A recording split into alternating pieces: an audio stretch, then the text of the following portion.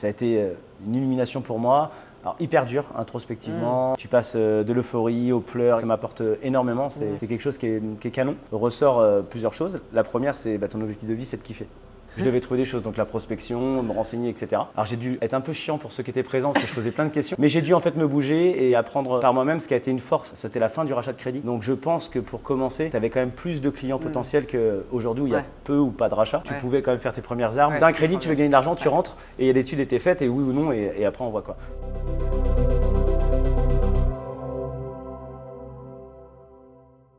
Bonjour et bienvenue dans le podcast Courtier pour les courtiers. Aujourd'hui, on a le plaisir d'accueillir David Le Sueur qui est un serial entrepreneur, un serial développeur et on va savoir comment est-ce que ça fonctionne, comment sa vie se passe en tant que courtier. Bonjour David et on est ravis de t'avoir. Bonjour Audrey.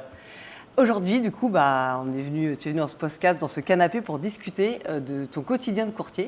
Et juste en petite intro, en 2 mots, aujourd'hui, comment est-ce que tu te présentes ? Comment je me présente ? Je suis David Le Sueur, j'ai 41 ans, je suis marié, j'ai 2 enfants, j'habite à Saint-Brévin-les-Pins dans le 44. Je suis courtier en prêt immobilier depuis 10 ans et j'ai rejoint Préto Galaxy il y a 3 ans et aujourd'hui j'ai une orga de 102 personnes. Et voilà, ça pose le décor. Si on revient un peu à l'origine, comment est-ce que tu es arrivé dans le monde du courtage ? Alors j'ai un parcours hyper atypique, j'ai commencé par le sport de haut niveau, j'ai été en centre de formation au SCO d'Angers dans le foot. J'ai changé de club, puis j'ai avancé jusqu'en CFA, jusqu'à l'âge de 25-26 ans. J'ai décidé, parce que le foot, j'étais pas assez doué pour être une star du football, donc de travailler à côté. Et j'ai commencé à travailler dans les marques de sport. Donc j'ai une expérience sur 2 marques de 10 ans. Donc j'étais responsable de l'Ouest de la France pour des marques de sport. Et puis je suis arrivé dans le courtage il y a 10 ans maintenant par une rencontre. Un ancien client qui est passé assureur qui m'a dit il recherche un courtier sur Saint-Nazaire. Est-ce que ça t'intéresse ? Je ne connaissais pas du tout. C'est une histoire humaine. Je l'ai suivi. J'ai rencontré en fait une personne qui s'occupait de la région Pays de la Loire sur la marque CAFPI. Et j'ai commencé le courtage il y a 10 ans par cette rencontre humaine. Alors ça c'est incroyable, mais qu'est-ce que la personne te dit pour que tu changes d'industrie ? Parce que tu viens du sport, tu avais l'air d'aimer le sport et tu rencontres quelqu'un et paf, il te fait changer. Alors il y a forcément des irritants, il y a toujours un timing puis des irritants dans tout changement. Moi j'ai adoré en fait le parcours de commercial dans le sport. Parce que ça lie en fait ma passion qui est le sport avec le commerce où on me disait toujours, j'ai pas fait des grandes études, j'ai fait un bac+2 fac de sport, mais on me disait toujours que j'avais des qualités et une fibre commerciale. Je savais pas vraiment ce que ça voulait dire, mais j'ai plutôt un bon rapport humain, j'adore les gens, j'adore discuter. Et en fait, souvent le commerce, ça vient déjà des rencontres humaines et des échanges. Donc moi j'ai eu un petit irritant sur l'ancienne société, une vie un peu envahissante parce que le sport, tu vends en fait la semaine, mais il y a les clubs qui jouent le week-end, donc tu es un peu toujours présent, il y a toujours un peu des demandes et donc c'était un petit peu envahissant pour moi. J'avais bien développé, mais j'avais quelque chose qui m'irritait. Je me posais des questions et je rencontre en fait quelqu'un par hasard qui m'appelle, qui me dit on recherche un courtier. Alors je vais être honnête avec toi, au début je suis jamais passé par un courtier, je pensais que c'était Wall Street. Et donc je me dis, je suis Leonardo. Je me dis j'ai pas de qualité, c'est quoi ? Je vends des chaussettes et des ballons. C'est très réducteur parce que c'est un super métier et j'ai vraiment adoré ce métier-là, mais je me dis j'ai pas du tout cette qualité-là. Et il m'explique non, c'est du commerce, c'est de l'accompagnement. Et alors ce qui est fou, c'est que je prône toujours que tu es bon quand tu connais quelque chose et que tu apprécies quelque chose. Moi, je n'étais jamais passé par un courtier. J'avais fait un prêt immobilier, mais jamais par un courtier. C'était pas trop à la mode à l'époque. Et donc, je discute, je dis pourquoi pas en fait. Il me dit tu vas être à ton compte. C'est un critère qui m'affole pas sur le premier pas. Je dis ok. Il me raconte en fait ce que je vais faire. Et de manière caricaturale, avant, je vendais des choses et j'attendais une consommation. Tu vends un survêtement et tu espères qu'il va en vouloir acheter un deuxième, un troisième. Alors, j'avais pas de problème avec ça. C'est pas très moderne de dire ça, mais à l'époque, j'avais pas de problème avec le fait de vendre. Et on m'explique que ce métier-là, en fait, ça va être d'accompagner des projets de vie de gens parce qu'ils en ont besoin. Et je me dis, mais en fait, vendre quelque chose de quelqu'un a besoin sans créer un autre besoin parce qu'il veut acheter, ça doit être dingue, quoi. Et c'était, je travaillais avec les sociétés avant et là, c'était passage au particulier, donc c'était aussi une nouvelle expérience. Donc voilà, cet inconnu m'a charmé, mais surtout, en fait, c'est une personne qui m'a transmis que je pouvais avoir un changement de vie et que c'était possible et que c'était surtout possible de performer.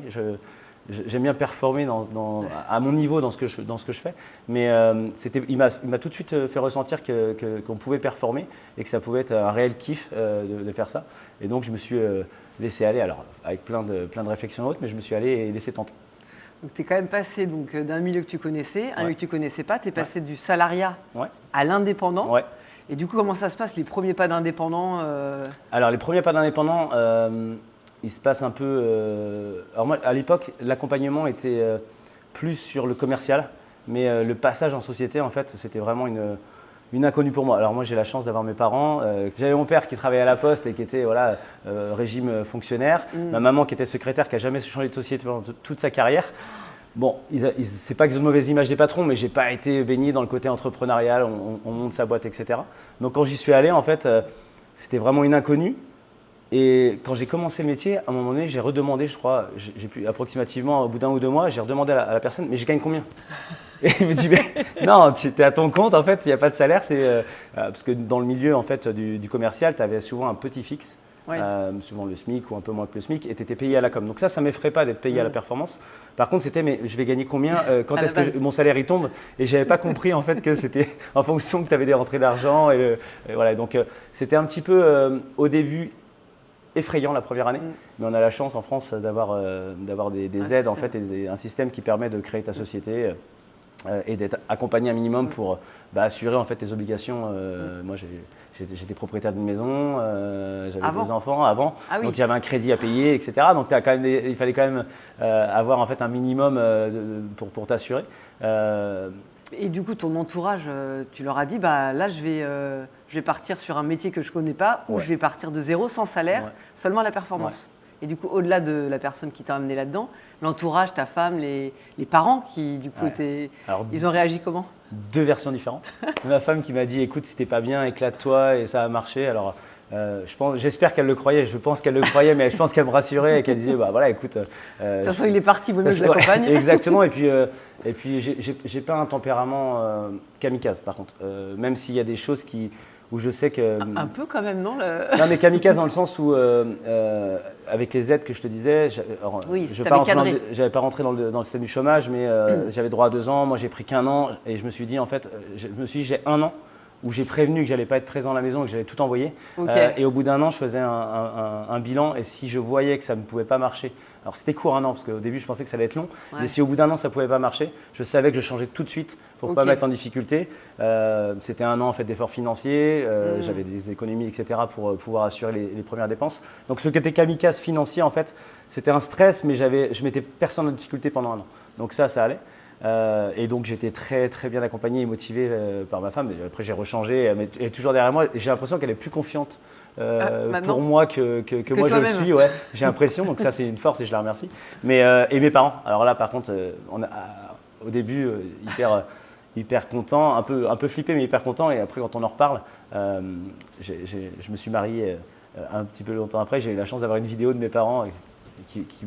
On est un peu discret dans notre famille, mais il a la chance d'avoir une vidéo en fait où il parle de toi. Je ne sais pas si dans des mariages ils souvent ça et tout.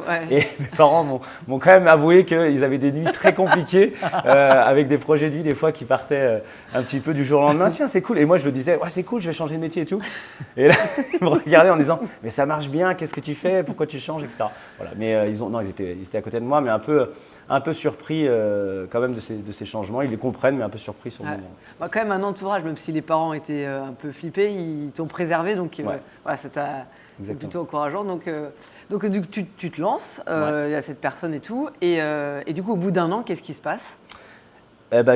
Franchement, je cartonne. Alors je suis aidé par 2 choses. La première des choses, c'est que je suis pas total accompagné, et tu vas dire que je suis aidé, mais pour moi je suis pas total accompagné. Et en fait ça m'a permis en fait de me dépasser et d'apprendre par moi-même beaucoup de choses. Donc j'étais un peu accompagné, mais pas totalement comme je le dis, et donc il a fallu que je me débrouille par moi-même, et j'ai été hyper vite par rapport à des gens qui subissaient un petit peu, parce que le milieu de l'entrepreneuriat, en fait, on ne te dit pas ce que tu dois faire le matin. Alors j'ai gardé des repères de salariés, c'est-à-dire que j'avais un bureau, je n'avais jamais travaillé dans un bureau, parce qu'avant je travaillais de chez moi et j'étais sur l'ouest de la France en voiture, et je me déplaçais dans les hôtels et dans les magasins. Donc là j'avais un bureau à disposition, et j'arrivais tous les jours à 9h du matin. Et je partais tous les jours après 18h, donc des fois 20h, 21h. C'est-à-dire que de 9h à 18h, même si j'avais rien à faire, j'étais au travail au bureau. Donc je devais trouver des choses. J'aime pas rien faire, donc je devais trouver des choses. Donc la prospection, me renseigner, etc. Alors j'ai dû être un peu chiant pour ceux qui étaient présents parce que je posais plein de questions. Mais j'ai dû en fait me bouger et apprendre par moi-même, ce qui a été une force à un moment donné, avec des repères quand même sur quelques notions. Donc ça a été hyper vite. Et puis la deuxième chose, en fait, il y avait le rachat de crédit. C'était la fin du rachat de crédit. Donc je pense que pour commencer, tu avais quand même plus de clients potentiels qu'aujourd'hui où il y a peu ou pas de rachat. Donc il y avait quand même des gens dans ton entourage où tu pouvais quand même faire tes premières armes, où tu disais tu as un crédit, tu veux gagner de l'argent, c'était quand même formidable. Tu as un crédit, tu veux gagner de l'argent, tu rentres et l'étude était faite et oui ou non et après on voit quoi. Donc j'étais un peu aidé là-dessus, donc ça cartonne. Et au bout d'un an, on me propose de prendre l'agence, de développer l'agence. Ok.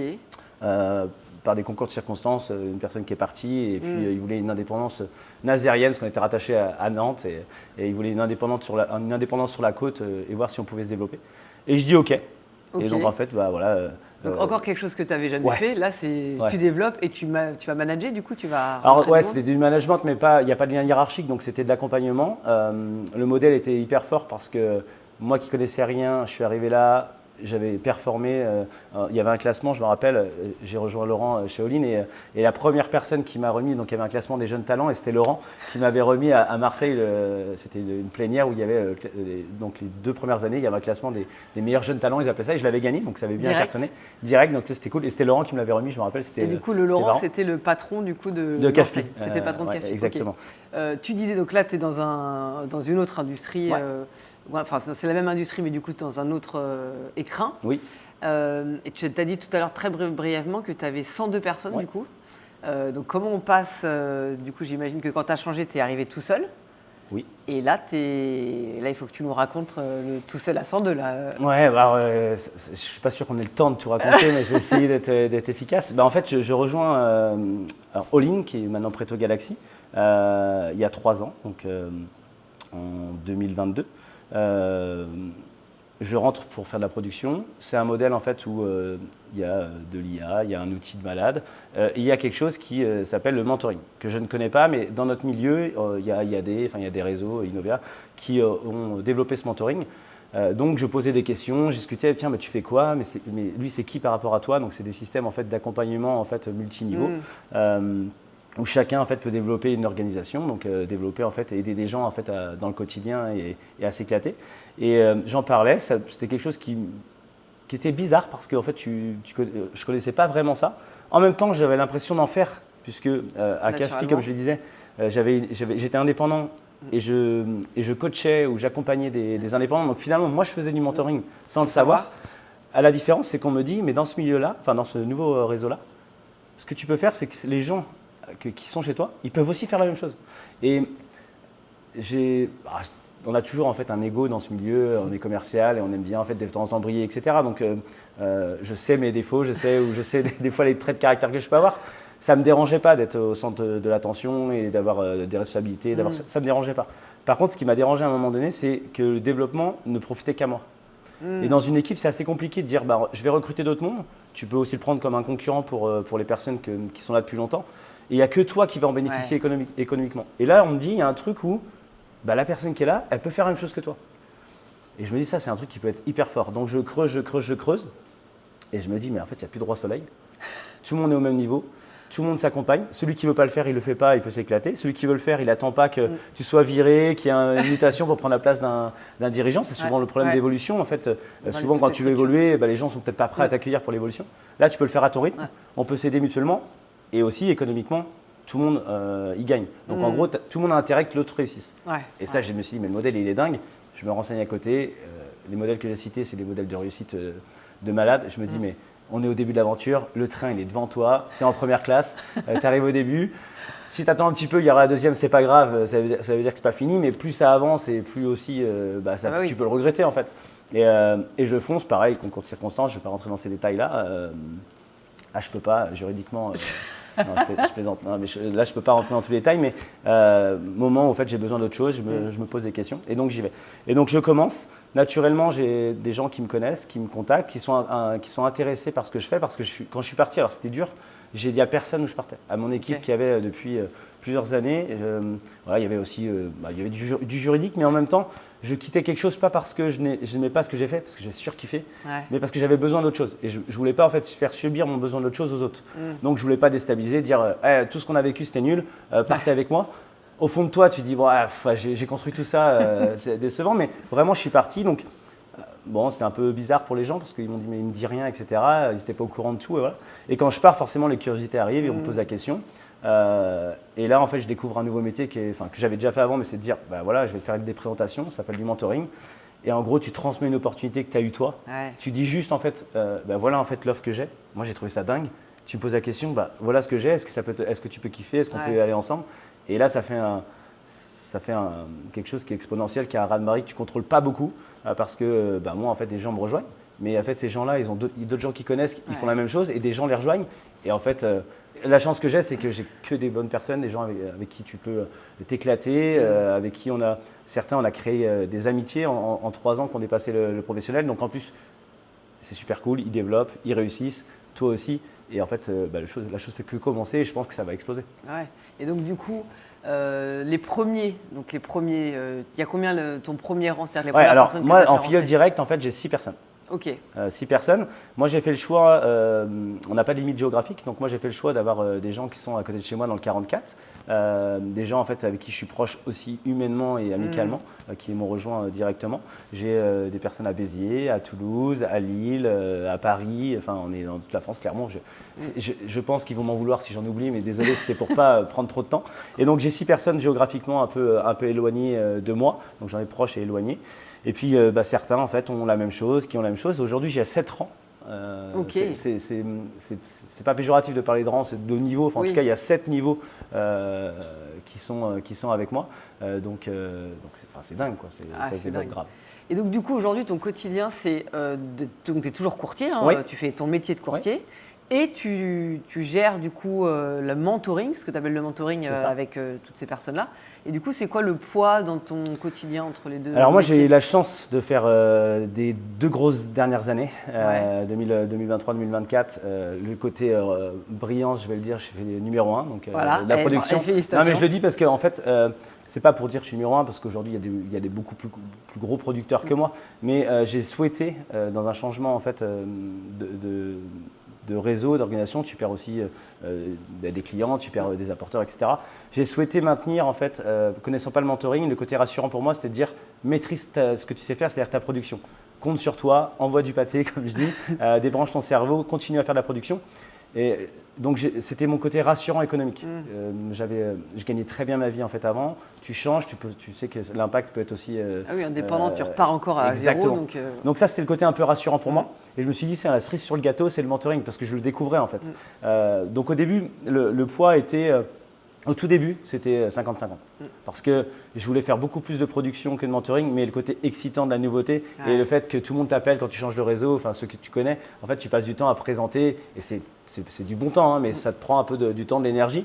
Et puis tu ne maîtrises pas forcément, donc c'est plus long, les process tu les connais pas, etc. Donc je faisais 50-50. Les 2 premières années, je me suis focus, je pense, sur du 60 prod et 40 développement d'organisation. Il y avait aussi le développement en fait, de All-in et Preto Galaxy où moi j'ai rejoint l'aventure aussi pour amener ma patte à la construction du projet. C'était aussi ça l'intérêt du projet, c'est que c'est un projet collaboratif. Donc on te demande vraiment en fait, ce que tu en penses, comment tu ferais avec beaucoup de cerveau et en fait on fait le mix de tout ça. Enfin, sur le papier c'était beau et en fait en vrai ils l'ont vraiment fait. Donc tu es aussi très attiré par mettre, quand c'est important pour toi, mettre ta patte à toi en fait. Donc je me mets aussi de ce temps-là, donc j'allais dire les 50% la prod, je vais dire 40% le mentoring et 10% pour l'investissement à la structure. Ça j'ai maintenu un peu ça, puis ça grossissait et en fait je pense qu'aujourd'hui je fais du 50-50 jusqu'à on est en juin 2025. Mais là, je constate aujourd'hui qu'il faut que je presse plus de temps sur le mentoring. C'est quelque chose que j'aime beaucoup faire. Mais c'est surtout, comme je te l'ai dit, le développement, tu as un impact sur le développement des autres. Et c'est très rémunérateur. Et pour moi, la rémunération en fait, de quelque chose veut dire travail. Donc, je pense que je vais inverser ces chiffres-là pour faire beaucoup plus de temps dédié au mentoring et un peu moins à la prod. Parce que c'est vraiment un modèle qui me plaît. Quoi. Et tu penses que tu en arrives là parce que tu as acquis de la maturité, parce que tu t'es posé, parce que dans tout ce que tu expliques, tu es un peu un chien fou qui réussit un peu tout ce qu'il touche. Et là, on a l'impression dans ton discours que tu es en train de te poser. Ouais. Et en même temps, tu te relances quand même dans quelque chose de nouveau parce que ta stabilité, c'est ta prod. Et là, tu laisses un peu ta prod pour pouvoir encore plus accompagner. Tu penses que c'est l'âge Ouais, il y a beaucoup de choses. Un peu de psy. Non, mais en fait, il y a une certaine maturité. Moi, j'ai pris un coach. Je me suis souvent débrouillé, pas tout seul, parce que j'ai une famille présente, des potes, etc. Mais souvent, t'es un peu On a l'impression fier, que tu t'es bien créé en faisant des liens entre les différentes expériences que tu as eues. C'est ça, mais tu te formes un peu tout seul. Mais Ouais. j'avais quand même des liens à côté. Je suis vraiment pas tout seul en fait dans le fond, mais il y a des choses que tu n'oses pas partager. Enfin, aujourd'hui, on est dans un. Moi, je suis dans une situation où j'ai pas fait d'études de finance parce que je pensais qu'il fallait faire des grandes études de finance pour faire ce métier. Je me suis créé sur le terrain. J'avais 5 boutiques à CAFPI, j'avais une trentaine de mandataires. Tu as des niveaux de revenus qui sont quand même dingues. Je chauffe pas des vies, je ne suis pas chirurgien. Et aujourd'hui, moi, je vois des bulletins de salaire tous les jours. Ouais. Et pourtant, tu sais que tu n'es pas loin d'un chirurgien alors que tu accompagnes des vies, mais lui, il les sauve. Donc, c'était un peu compliqué pour moi d'expliquer à des gens que je me pose des questions. Je ne suis pas total heureux, en vrai. Il y avait aussi le côté de kiff, en fait. Pour moi, je n'étais pas total heureux, mais finalement, je pense que j'étais heureux, mais je kiffais. Enfin, il manquait quelque chose, une nouveauté et autre. Et puis le côté, je disais, brillance, etc. Peut-être que j'ai fait le tour. Et puis, comme je suis resté dans le même domaine, j'ai une certaine légitimité qui s'est créée parce que mon parcours, parce que les agences réussissaient, parce que j'avais des top personnes avec moi qui faisaient que je brillais grâce à eux aussi. Et donc, en fait, ce côté-là, ça a été de me dire, voilà, ok, toi, tu as brillé à un moment donné. C'est aussi, tu prends des critiques, tu prends. C'est bien d'être devant, mais au fond de toi, ça cogite tout le temps.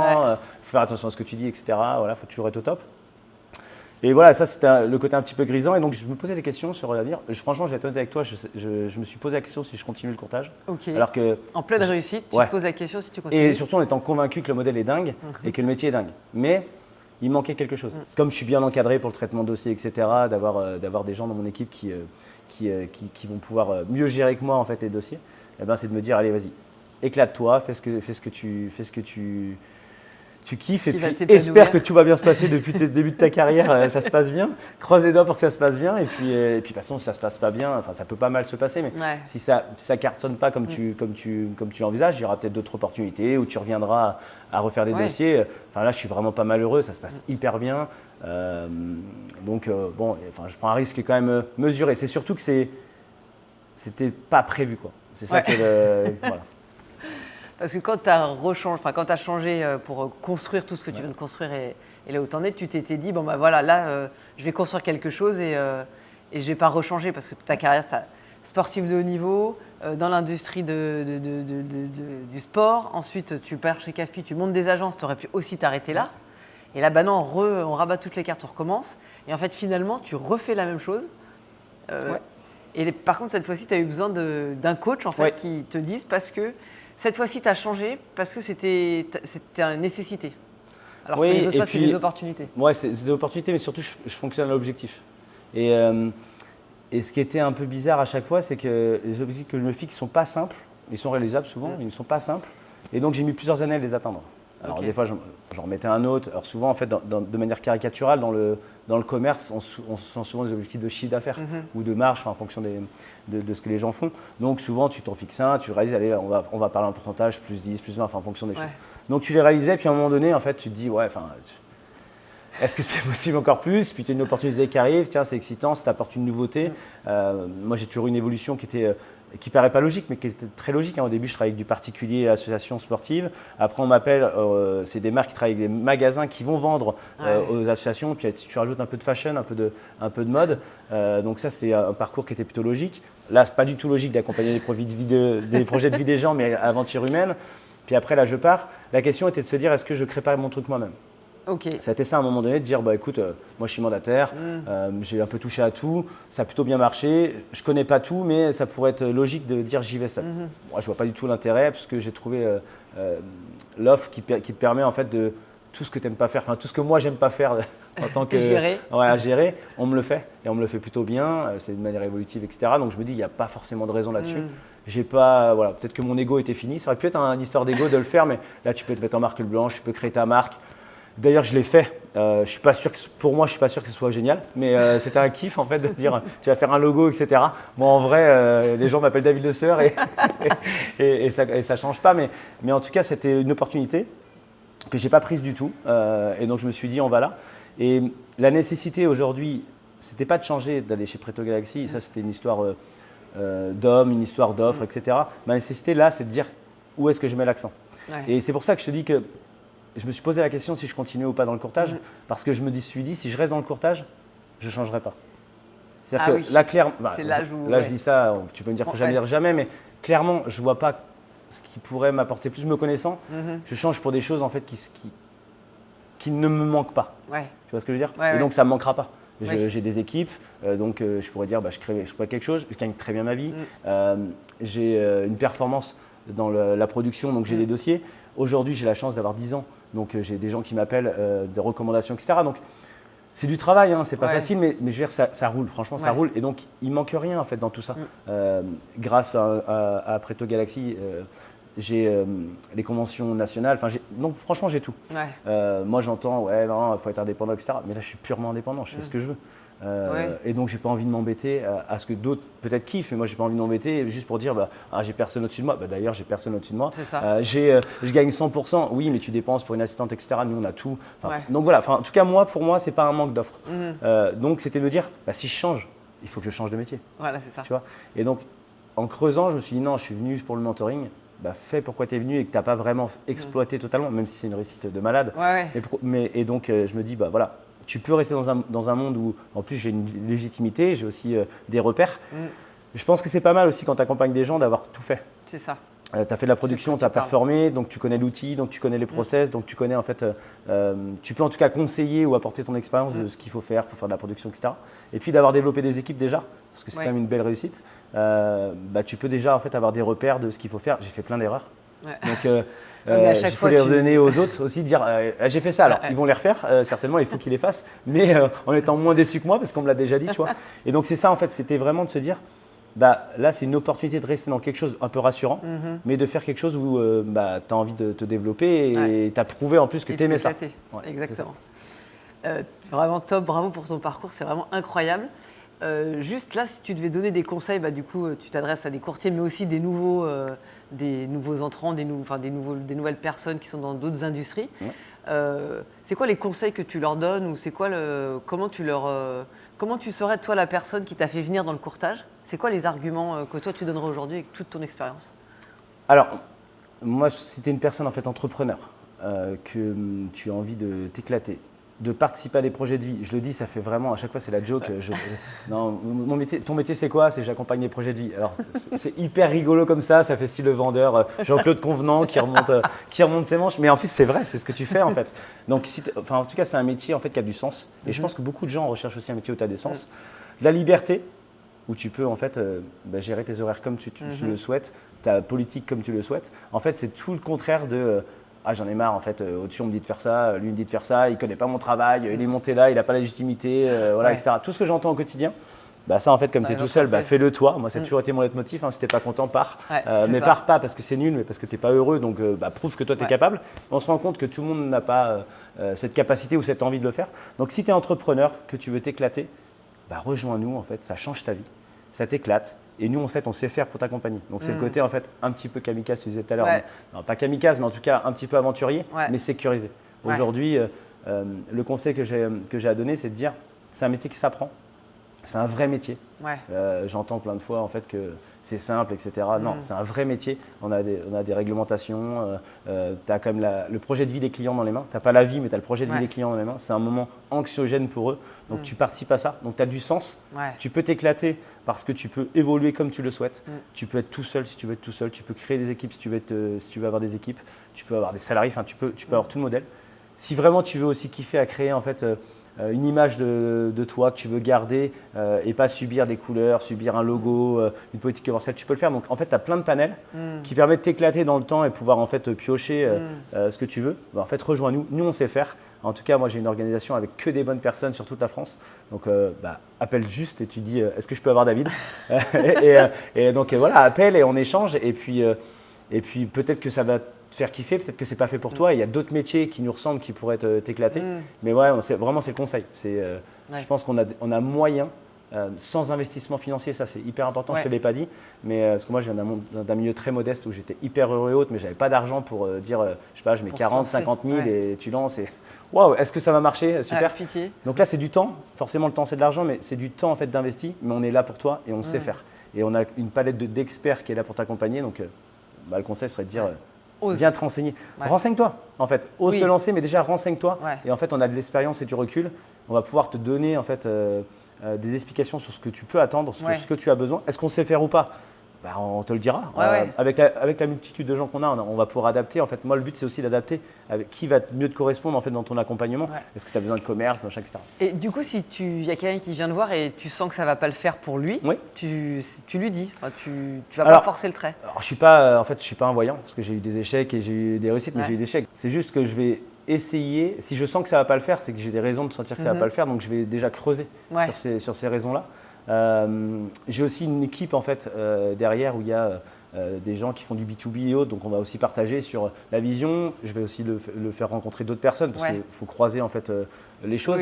Mais ouais, je vais lui dire en fait aujourd'hui, moi ça me paraît compliqué en fait ce que tu veux faire avec ce qu'on sait des complexités du marché ou là j'ai pas d'exemple en tête de ce que tu vas me dire, mais ouais je vais lui dire. En tout cas je vais lui dire que je pense que si je suis pas la bonne personne, je lui enverrai une autre personne, mais je lui mettrai des doutes quand même en toute franchise en disant moi je suis pas la bonne personne pour t'accompagner, mais surtout fais-le si tu as envie de le faire avec d'autres personnes, mais moi je vais pas t'amener dans le mur parce que je sens que je suis pas capable de t'apporter quelque chose. Ouais, puis toi tu vas investir sur lui, si tu sens pas que… Alors l'investissement je suis d'accord avec toi, ça c'est clair. Après moi je suis à un moment de ma vie où ça se passe plutôt bien et l'investissement en fait on dit toujours tu donnes pas pour recevoir, je l'entends, mais en fait quand tu t'investis avec une personne, rien que le fait qu'elle s'éclate ou qu'elle réussisse en fait c'est ça ton retour. Ça fait un peu de retour. Moi ce que je n'aime pas, mais ça va m'arriver encore et ça m'est déjà arrivé, ce que je n'aime pas c'est m'investir, que la personne en face s'investisse et que ça bloque et que ça marche pas. Ça fait partie de la construction, ça fait partie de l'échec. Ce qui est cool, c'est que tu ne peux pas regretter. Lui et toi, tu ne peux pas regretter parce que tu te seras regardé dans un miroir et c'est juste peut-être que mes capacités étaient limitées ou lui ne correspondait pas, etc. Mais ce moment-là, il est quand même compliqué. Moi, j'en ai vécu. C'est quand même un peu compliqué parce que tu as un enjeu derrière souvent de financier et autres qui avance. Tu as ton compte, tu n'as pas de salaire, etc. Donc, tu n'as pas envie de mettre la personne dans le mur. Donc, si tu commences déjà en te disant « Moi, franchement, je pense que ça ne va pas le faire tu es quasiment sûr de vivre ça. Donc, c'est quand même pas drôle en priorité pour la personne, mais pour toi, parce que quand même, tu es mêlé à ça. C'est pas cool, quoi. C'est pas des moments. C'est comme quand tu as quelqu'un qui vient te voir, tu prends le dossier ou tu prends pas le dossier. Si tu sais que le dossier de prêt va pas passer, prends-le pas parce que tu sais très bien qu'à un moment donné, la personne elle va être hyper déçue. Tu vas être la personne qui va lui dire au fait, t'achètes pas ta maison, non, enfin c'est horrible en fait, surtout pour eux, mais même pour toi à vivre, à cogiter. Donc pour moi, quand je le sens pas, j'essaie de creuser à fond pourquoi je le sens pas. Je dis pourquoi je le sens pas et j'essaie de trouver une autre personne qui peut le sentir ou en tout cas qui aura les meilleures armes que moi. Et donc du coup, tu vas rencontrer des nouvelles personnes, tu as plus de temps. Qu'est-ce que tu vas changer? Tu vas faire de plus, du coup, tu auras un peu plus de temps pour faire ton mentoring.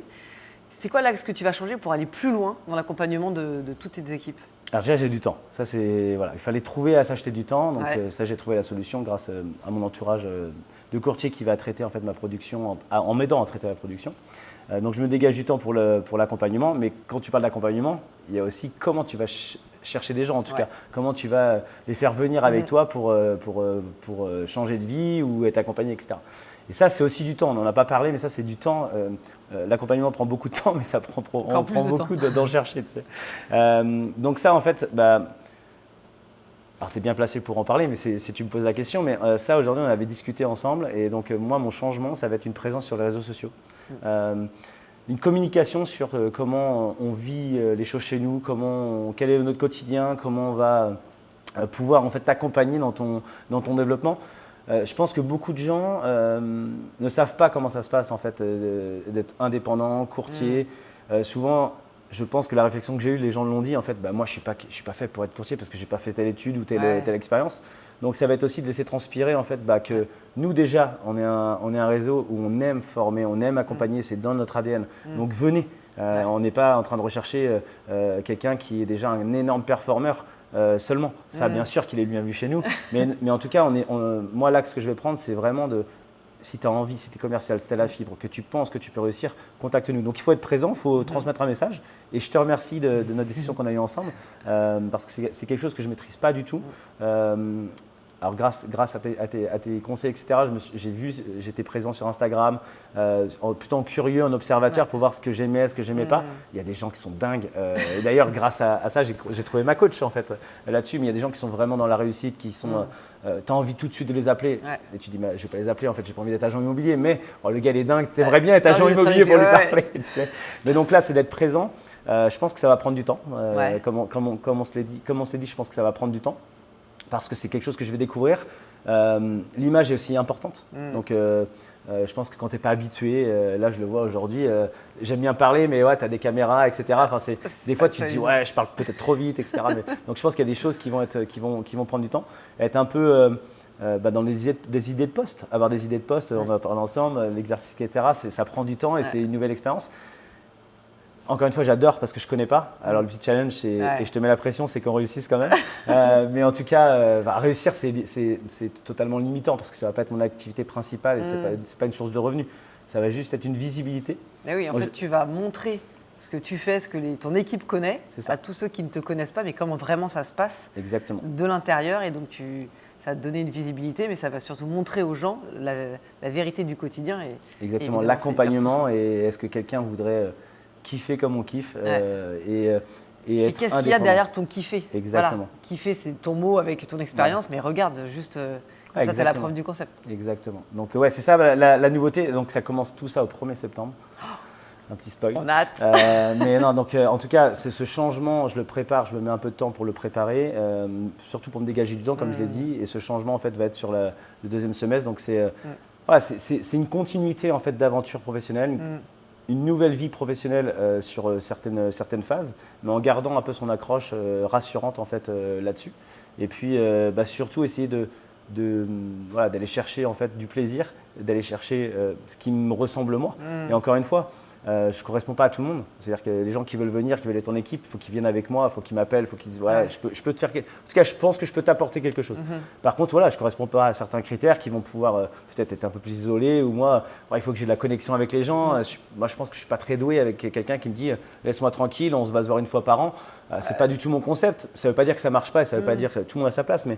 Donc voilà, c'est le côté se dégager du temps, faire ça, faire transpirer et puis découvrir des nouvelles choses et puis pouvoir parler avec mes enfants de ça parce qu'ils me parlent de TikTok, je comprends. Je plaisante, mais je suis pas vraiment… Tu t'upgrades. Ouais, j'upgrade exactement. Et quand j'en aurais parlé, c'était hyper drôle parce que aussi c'est des partages. Enfin, ce moment de vie, je l'ai partagé en famille. Et donc en fait, j'ai un fils de 16 ans et un de 11 ans.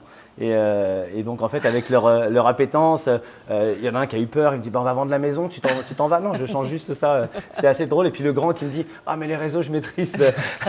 Et donc il me dit il faut que tu fasses ça sur YouTube, etc., sur TikTok. Enfin, excusez-moi sur les approximations. Et donc c'était marrant parce que je l'ai partagé et j'en suis sûr que je vais pouvoir leur demander, partager des expériences. Ils vont pouvoir me dire papa, tiens, fais ça, etc., avec ton appui de pro. Mais ça me permet aussi d'amener aussi du fun dans mon quotidien familial, d'affronter une peur que j'ai quand même parce que c'est un choix et c'est pas non plus là je fais le malin, j'ai la caméra, mais au fond de moi tu sors de ta zone de confort encore une fois. Exactement, mais ça a été un passage où je suis prêt à le faire, mais ce passage a été compliqué. Mais j'essaie de le transformer en plaisir. Et petit conseil, je note tous les jours 5 choses positives de ma journée et de plaisir. Et ça en fait partie en ce moment parce que ces petits moments-là où tu parles de quelque chose que tu connais pas et tu vois que ça te crée un échange avec quelqu'un et donc tu apprends quelque chose. C'est dingue. C'est dingue. Top. Écoute, merci beaucoup David, c'était hyper riche et du coup on se rejoint pour le prochain épisode le mois prochain. Merci à tous.